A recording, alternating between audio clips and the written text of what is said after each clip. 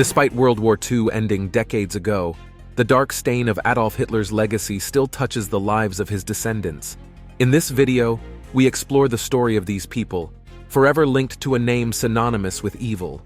We'll examine their struggles, choices, and attempts to build their own identities. Join us as we uncover the untold chapters of history and discover the lives of Hitler's family in the modern world. Paula Hitler. Paula Hitler was the younger sister of the infamous Adolf Hitler, but unlike her brother, she lived a quiet life far from the spotlight. Born in a small town in Austria in 1896, Paula was just 6 years old when her father passed away. Her mother, Clara, held the family together for another 5 years before succumbing to breast cancer. Young Paula and Adolf were left alone, relying on a small pension from the Austrian government. Adolf, being older, could have claimed his share, but he gave it all to Paula. This kind act showed that even though their lives were difficult, there was still love and support between them. Despite being related to one of history's most notorious figures, Paula chose a much simpler path. Paula left her hometown and moved to the bustling city of Vienna, living a modest life away from the political turmoil. It was the early 1920s, a time of great change and uncertainty. To make ends meet, she found a job as a housekeeper at a dormitory for Jewish university students. It was within these walls that a surprising reunion unfolded. One day, a face she hadn't seen in years walked through the door. It was her brother, Adolf, and in her eyes, he seemed like a different person altogether. She described him as if he had fallen from heaven. Their contact during those years had been scarce. While Adolf chased his dreams as a painter in Vienna and later Munich, served in the Great War, and dabbled in the realm of politics, Paula's life was quieter, focused on her work and daily routines. Their paths rarely crossed, and she likely knew little of his struggles and ambitions. But in Vienna, their lives intersected once more. This time, their visit was filled with joy and perhaps a sense of newfound understanding. In 1930, life took a sharp turn for Paula. Working at the Austrian state insurance company, she faced a harsh reality. Her colleagues discovered her last name, Hitler. In that instant, the weight of her infamous brother's name became too much for the company to bear. Sadly, Paula lost her job because of this association, facing the harsh reality of discrimination based on her family ties. But Paula found an anchor in her brother, despite the growing chasm between their paths. Adolf, now rising in the Nazi Party, offered financial support, 250 shillings a month. He also made a suggestion, proposing she adopt a different surname, Wolf, a childhood nickname he once used himself. It was a cloak of protection, a way for Paula to step out of the spotlight cast by her brother's notoriety. Under this new identity, she could seek work and live a life as normal as possible, away from the swirling storm of her brother's political ambitions. During the 1930s and early 1940s, Paula claimed to have seen her brother roughly once a year. These meetings were likely brief and fleeting, offering little insight into the man her brother had become. While Adolf basked in the limelight of his political ascent, Paula toiled away as a secretary in a military field hospital, supporting those affected by the brutal realities of war. As the war neared its end in 1945, Paula, who was then 49, and her half-sister Angela, was whisked away by 2 SS officers to Berchtesgaden, Germany. This was no ordinary destination. It was the location of Hitler's famed Berghof, his idyllic summer retreat located in the Bavarian Alps. This final encounter remains shrouded in some mystery. The purpose of the meeting and the nature of their conversations are unknown, leaving behind more questions than answers. However, what is known is that both Paula and Angela received significant sums of money, 100,000 marks each, on Hitler's orders. This raises questions about whether Paula truly remained uninvolved in her brother's financial affairs, despite not being a political participant. While some evidence suggests Paula harbored nationalist sentiments similar to her brother, concrete proof of her active political involvement is lacking. She never joined the Nazi Party, and her wartime work as a hospital secretary further complicates the picture. The shadow of her infamous brother loomed large over Paula Hitler, even after the Nazis' defeat. On May 26, 1945, just weeks after the war's end, American counterintelligence officers tracked her down and arrested her. They held her for nearly 2 months, subjecting her to a series of interviews aimed at gleaning any insights into her brother's life and the dark workings of the Nazi regime. During these tense questioning sessions, Paula painted a complex picture of her relationship with Adolf. She described their childhood as a tumultuous mix of fierce arguments and deep affection. Despite their closeness, it seemed Paula simply couldn't reconcile the brother she knew with the monster history now painted him as. When pressed about the Holocaust, the atrocities that stained her brother's name, she insisted she couldn't believe he could be capable of such unimaginable evil. Her denial, whether a shield against a painful truth or a genuine reflection of her limited knowledge, remained steadfast. Beyond the whispers of her brother's shadow, Paula spoke of Eva Braun, Adolf's longtime partner. According to Paula, their paths had crossed only once, a fleeting encounter that left little impression on her. Finally, after weeks of interrogation, Paula was released. She returned to Vienna, a city still bearing the scars of war. With limited resources, she relied on her savings for a time. To forge a new life, she found work in an arts and crafts shop. After years of living a quiet life in Vienna, Paula Hitler made a surprising move in 1952. Fueled by a legal claim related to her brother's will, she returned to Berchtesgaden, the site of Hitler's infamous mountain retreat. Her life there was a curious mix of solitude and connection. Former members of the SS and other survivors of Hitler's inner circle looked after her. In 1959, she broke her silence with the only filmed interview she ever gave. Peter Morley, a British documentary producer, captured her recollections for a program called Tyranny: The Years of Adolf Hitler.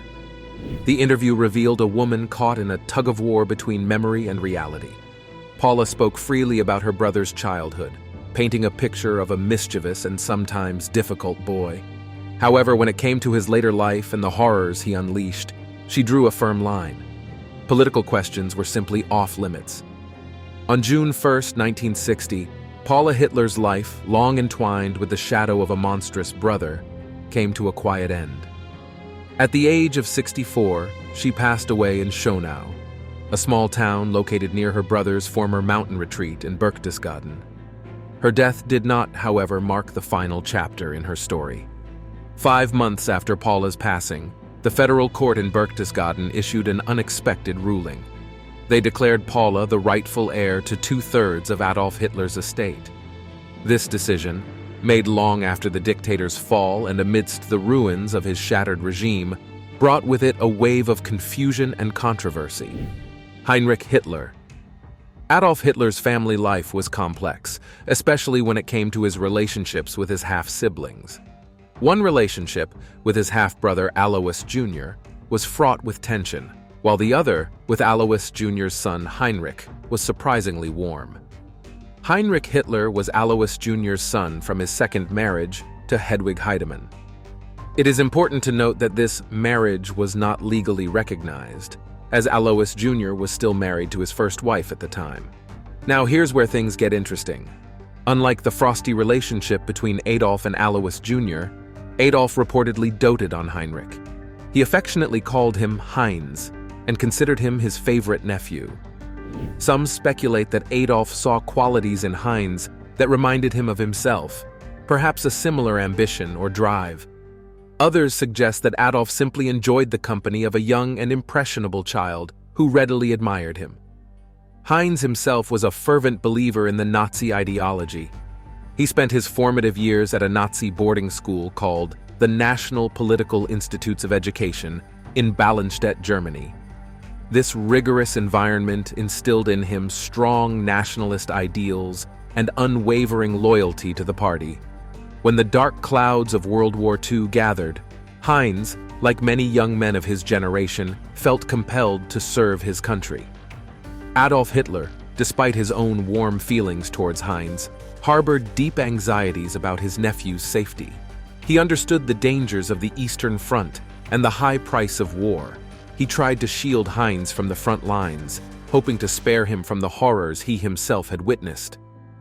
However, Hines was a young man of strong conviction and a deep sense of duty. He yearned to contribute to the war effort and prove himself worthy.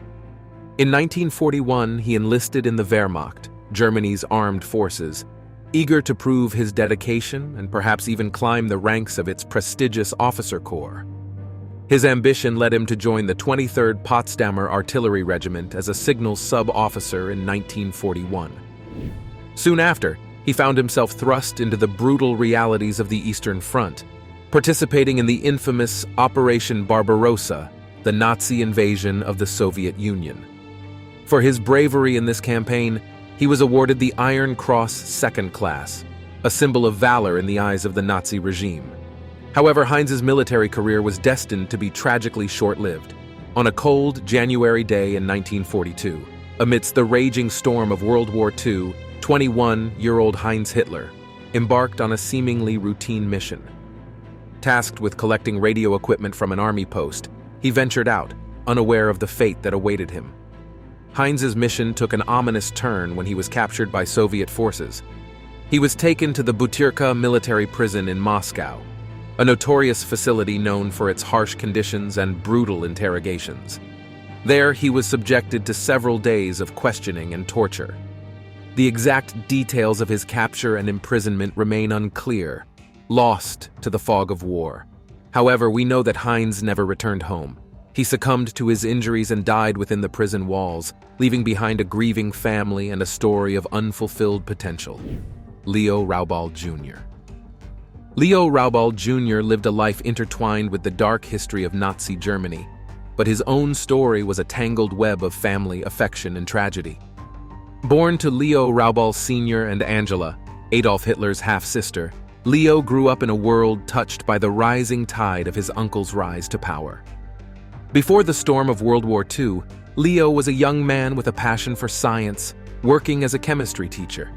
He often visited his mother in Berchtesgaden, a town located near the Austrian border, where she lived close to her infamous brother, Adolf Hitler. Leo, like his cousin Heinz, was one of Hitler's favorite nephews. He enjoyed spending time with his uncle and aunt in their mountain home near the Austrian border. This favoritism extended to Leo's sister, Geli, who captured Hitler's attention in a way that proved unsettling. Hitler, consumed by an unhealthy obsession with Geli, attempted to control her life, isolating her from friends and family. Geli, struggling with this suffocating relationship, sought solace in a brief affair with her uncle's chauffeur. This betrayal enraged Hitler, who further tightened his grip on Geli. In a tragic turn of events, Geli took her own life. Leo's relationship with his uncle in the wake of this tragedy remains shrouded in mystery. Some claim he harbored bitterness towards Hitler, blaming him for Geli's death. Others, however, paint a different picture, portraying Leo as a loyal protector of his family against the turmoil caused by Hitler. Ultimately, the truth remains elusive. In 1967, years after the war, Leo stated that Hitler was absolutely innocent in Geli's death, further adding to the confusion surrounding his true feelings. Before the world erupted in the chaos of World War II, Leo found himself in the bustling heart of the Linz Steelworks, where he worked as a manager. Life seemed predictable, steady, far removed from the looming storm clouds. But in October 1939, fate dealt Leo a different hand. He was drafted into the Luftwaffe, the German Air Force, and found himself donning the uniform of a lieutenant in the engineering corps. He wasn't just any soldier, though. With his striking resemblance to his infamous uncle Adolf Hitler, Leo found himself assigned a unique and at times unsettling role. He became one of Hitler's doubles, a living decoy entrusted with the task of mirroring the Führer's movements and appearances, adding an extra layer of security, or perhaps a game of shadows, to the Nazi leader's life. However, fate had other plans. In January 1943, Leo's path led him to the frozen hell of Stalingrad. In the midst of the battle, Leo was caught in the crossfire and was gravely injured. News of his plight reached the highest echelons of German command, with General Friedrich Paulus himself pleading with Hitler for a plane to evacuate his nephew back to safety. But it was not to be. For some unknown reasons, Hitler denied the request, leaving Leo to his fate. On January 31st, 1943, he was captured by the advancing Soviet forces. Leo's capture by the Soviets at Stalingrad wasn't the end of his story. Hitler, desperate to secure his release, even dangled the possibility of exchanging him for none other than Stalin's son, Yakov Djugashvili, who had been captured by the Germans earlier in the war. This high-stakes prisoner swap, however, never materialized. Stalin, his heart hardened by the brutal conflict, refused to trade his son for either Leo or even the high-ranking German general Friedrich Paulus. His chilling response, "War is war," echoed the harsh realities of the times. Leo's journey as a prisoner of war took him to the depths of Moscow's jails. Years stretched into what must have felt like an eternity, filled with uncertainty and longing for home. But even in the bleakest moments, hope flickered. Finally, in 1955, a glimmer of light pierced the darkness. As the Cold War began to thaw, so too did the Soviets' grip on Leo. On September 28th, after spending over a decade behind bars, he was finally released. His return to Austria was a bittersweet homecoming. The world he had left behind had been transformed by the war's cruel hand. Yet, the familiar sights and sounds of his homeland must have offered a solace he had craved for so long. Leo's return to Austria after his long imprisonment in the Soviet Union marked a new chapter in his life. He yearned for normalcy, for a life that would wash away the dark stain of war. So he did what he knew best. He went back to teaching. In Linz, the city where he had grown up, he picked up his old chalk and stood before a classroom once more. Students, unaware of the shadows that clung to their new teacher, saw only a kind and patient man whose lessons resonated with life's experiences, perhaps more than most. While on a well-deserved vacation in Spain, Leo's journey came to an end. On September 7th, 1977, far from the battlefields and prison walls, he breathed his last. His quiet passing echoed the unassuming way he had chosen to live his life after the war. No fanfare, no pronouncements, just a simple burial in Linz, the city that had witnessed both his childhood laughter and his twilight years. Leo's story, though often overshadowed by the notoriety of his family, stands as a reminder that even amidst the wreckage of war, lives are rebuilt, lessons are learned, and hope finds a way to bloom.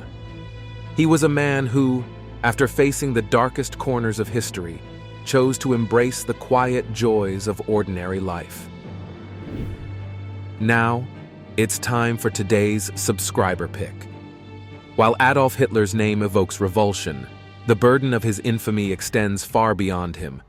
Following World War II, his immediate family faced immense scrutiny and isolation due to the atrocities committed by the dictator. Eva Braun, Hitler's longtime companion and wife, faced a tragic end as she took her own life alongside him. Their union left no heirs, sparing potential descendants from the burden of the Hitler name. However, other relatives grappled with the weight of their infamous lineage, often leading to secrecy and attempts to distance themselves from the genocidal past. The bizarre fate of Hitler's descendants raises unsettling questions. Can one ever truly escape the shadow of such immense evil? Does the burden of a tainted family name extend beyond generations? Share your thoughts in the comments below. William Patrick Hitler. While Adolf Hitler rose to infamous power in Germany, one of his relatives found himself on the other side of the battlefield during World War II. This individual was William Patrick Hitler, the son of Adolf Hitler half-brother, Alois Hitler Jr. William's story is a fascinating and complex one, marked by family estrangement, personal struggles, and ultimately, a rejection of the ideology that his uncle so fiercely embraced. William's life began far from the grand halls of Nazi Germany. His mother, Brigitte Dowling, an Irish woman, met his father, Alois Hitler Jr., Adolf's half-brother, in Dublin. Their whirlwind romance led to an elopement and a new life in Liverpool, where William was born, their home. a modest flat at 102 Upper Stanhope Street, would later be tragically destroyed by a German air raid in 1942, a cruel twist of fate considering who ordered the bombing. By then, though, Alois Jr. had long been absent. He had abandoned his family shortly after William's birth, leaving them to navigate life without him. Alois Jr.'s life was far from conventional. He flitted across Europe, drawn to gambling and a carefree lifestyle. Eventually, he settled in Germany, bigamously marrying another woman and even faking his own death to pull it off. This deception and recklessness cast a long shadow over William's childhood, hinting at a darkness that ran deeper than just his father's absence. In 1929, at the age of 18, William Hitler set sail for Germany to connect with his estranged father. The country was simmering with the rise of a new ideology, Nazism, fueled by the fiery speeches of his infamous uncle. Meeting his father and uncle for the first time was undoubtedly surreal. William spent time observing the rallies, witnessing firsthand the captivating but chilling allure of Nazi propaganda. Back in England, William's pen became his voice. He wrote articles about his experiences in Germany, offering a less than glowing portrayal of the rising political star. It is safe to say his uncle, notorious for his thin skin, was not pleased. Despite the tension, Adolf, perhaps seeking reconciliation, offered William a modest job at the Reichskreditbank in Berlin in 1933. However, William, sensing an opportunity to leverage his unique family tie, sought bigger and better positions within the regime. This ambition, coupled with his lackluster performance in previous roles, often clashed with Adolf's careful image. Adolf, wary of accusations of nepotism, famously declared, "I didn't become chancellor for the benefit of my family. No one is going to climb on my back." He reportedly even referred to William as his loathsome nephew. Desperate to climb the ranks within Nazi Germany, William Hitler took a dangerous gamble. He resorted to a bold and desperate tactic, threatening to expose a fabricated rumor about the Hitlers having Jewish ancestry. This audacious attempt at blackmail was, understandably, a risky move. It was either a desperate gamble for career advancement or a foolish miscalculation, underestimating the consequences. Whatever the motivation, William's gamble failed. Adolf, though reportedly furious, did not succumb to the blackmail. Perhaps recognizing the flimsy nature of the claim, or perhaps unwilling to expose a potential family secret, William was allowed to leave Germany unharmed. He initially returned to Britain, but with the war looming and his family ties raising suspicion, his attempt to join the British Army was met with understandable skepticism. He ultimately crossed the Atlantic, settling in the United States just before the conflict erupted. After captivating audiences across the United States on a lecture tour sponsored by media magnate William Randolph Hearst, William Hitler felt a surge of personal responsibility. His uncle, the spearhead of the Nazi regime tearing through Europe, was his own flesh and blood. This gnawing sense of duty spurred him to try again, to enlist and fight against the very forces his family name represented. He approached the United States Armed Forces, hoping to contribute to the war effort and perhaps even atone for the atrocities committed in his name. However, his unique family ties cast a long shadow. The risk of a potential propaganda coup for the Nazis, or even internal security concerns within the US military, were simply too great. Understandably, his request was once again declined. William Hitler wouldn't take no for an answer. After facing initial rejections in his attempts to fight against his Nazi kin, he took a bold step. He penned a letter directly to President Roosevelt, laying bare his desire to serve the Allied cause despite the complications his family name brought. His persistence paid off. In 1944, he finally donned the uniform of a United States Navy hospital corpsman. But William's war story wasn't confined to tending to the wounded from afar. His dedication led him to the front lines, where he saw active combat in the final year of the conflict. One fateful encounter on the battlefield etched itself permanently into his memory. Shrapnel tore through his leg, and the wound earned him the prestigious Purple Heart Medal. The shadow of the war and his infamous family hung heavy over William Hitler. determined to forge a new path far removed from the name and legacy of Adolf Hitler. He shed his past like a discarded cloak. He adopted the name William Stewart Houston, seeking anonymity and a fresh start in the United States. He settled on Long Island, New York, where he built a life far from the tumultuous events that had engulfed his youth. He married and raised 4 sons: Alexander, Louis, Howard, and Brian. He lived a mostly private life, shunning the spotlight and the public's curiosity about his connection to the Nazi leader. Though he built a new life in America, the bizarre fate of Hitler's descendants remained a silent burden, a shadow cast by the darkness of his family history. Geli Raubal. On a crisp September morning in 1931, a chilling scene unfolded in a quiet Munich apartment. Geli Raubal, a young woman, was found lifeless in her bedroom. The air hung heavy with the scent of gunpowder, and the silence was broken only by the frantic whispers of the police. A single gunshot wound pierced her chest, staining the floor red. Beside her, on the cold marble floor, lay the pistol, a silent witness to the tragedy. For many, this was the turning point for Adolf Hitler, the moment his humanity withered and darkness took root. Geli, his half-niece, wasn't just another relative. She was his confidant, his muse, and some say, his captive.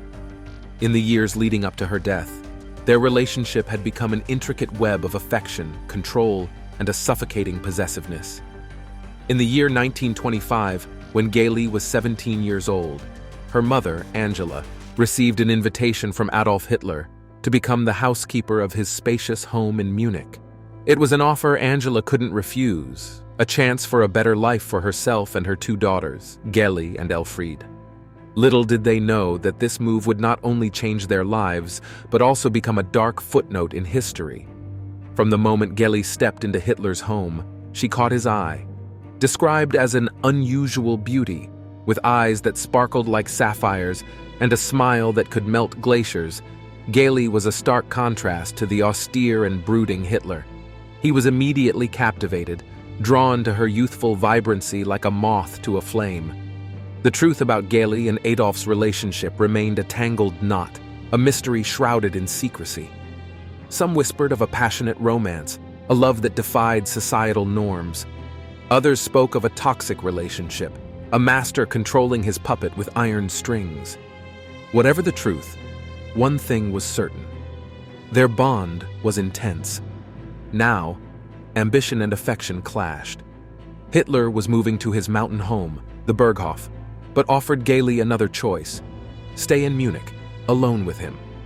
Some thought it a real offer, others a veiled command. Whatever the truth, Geli said yes. 4 years soon flew by, and it would be her and Hitler alone in his Munich apartment. Many who knew Hitler and Geli described a constant atmosphere of jealousy swirling around them. Hitler was deeply possessive of Geli's beauty.